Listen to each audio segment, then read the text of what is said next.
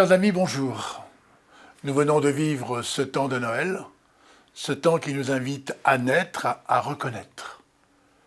Et cette heure de Noël, elle n'est pas étrangère à ces vœux que nous allons échanger.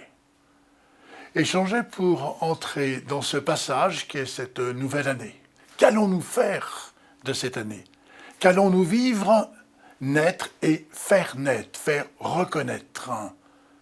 Sans doute que dans ces vœux, naturellement, ce que nous allons partager, c'est le meilleur. Mais ce meilleur, ça ne peut pas rester précisément des mots, on ne peut pas se payer de mots. Il faut que véritablement, et nous sentons combien d'ailleurs notre Église, notre monde a besoin de ce meilleur. Ô vieil homme qui sommeille en moi, il me tarde de tarder, finalement, ce qui m'enferme pour accéder à ce qui est plus grand.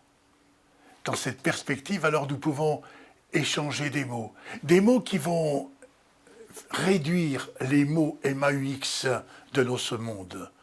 Il s'agit, au fond, pour être meilleur, il nous faut d'abord être des veilleurs. Veilleurs, c'est faire attention.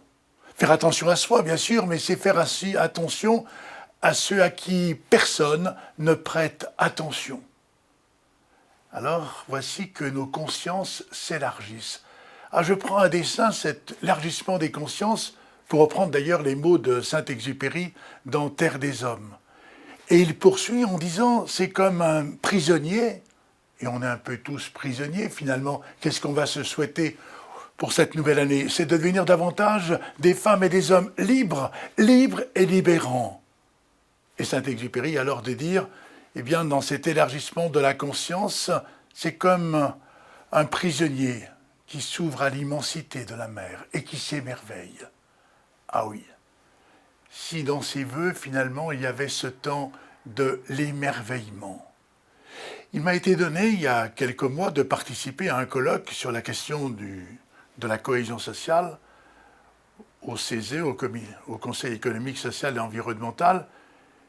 Et voici que finalement, les orateurs se succèdent, plus brillants les uns que les autres. Puis dans cet amphithéâtre, il y a une voix qui s'élève sans agressivité.